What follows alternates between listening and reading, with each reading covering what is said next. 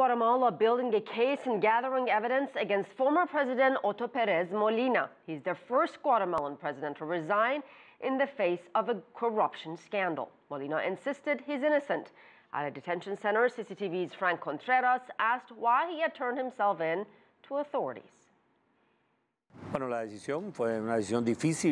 was a difficult and complicated decision, but I believe that in the moment it was the best thing for the country. That's to say, in order to clarify a number of things that I was sure were not true. So you absolutely reject all of the accusations that you're confronting? Of course. Not only do I reject them, as I told a judge during my first hearing when I presented my resignation, still, they sent me to this detention center in response to pressure from the International Anti-Corruption Commission, a United Nations commission working here in Guatemala.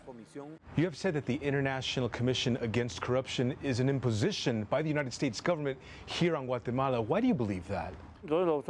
We see it as a condition set by the US, an imposition, and moreover, as an inference to the country's sovereignty. Why would the United States government, in your opinion, want to have such a powerful investigative presence in this country? This has been debated widely in the United Nations, and now some argue that these are new forms of interference that is being imposed on our country. And of course, the United States will plant a foot firmly here, not just in our country, but also in Honduras and El Salvador, which is what they are trying to do. Now the prosecutors and the International Anti-Corruption Commission are bringing together their evidence to build their case against you. Do you believe this legal process will be transparent and just? They are including third-party conversations, and that's not sufficient proof to detain a person either here in Guatemala or in any other country. Now, I am confident that during the investigation, they cannot allow any invented evidence or have false witnesses.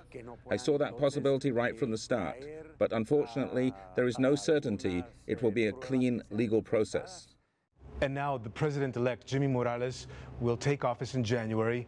And there are many observers who believe he's going to receive a government that has no funding. The public coffers are simply empty. And there are many Guatemalans and people around the world who believe that's because of you. What is your message to them? This is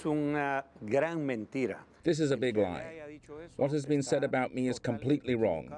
They do not know, or they are lying to protect someone's interests. The country has no funds because some businesses are not paying taxes, as they legally should be paying. There is an evasion amounting to nearly $3 billion annually.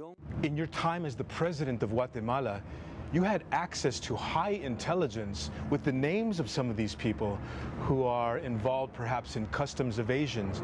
Have you considered the possibility of publishing their names? I have to mention names. I will do it at the appropriate time. Here we know the names of those involved in the so-called Líneas Dos, Line 2, which is the name given the group who evaded taxes. They are those who do not pay taxes and those who prefer to pay a bribe to avoid paying taxes, money which should really be benefiting all citizens.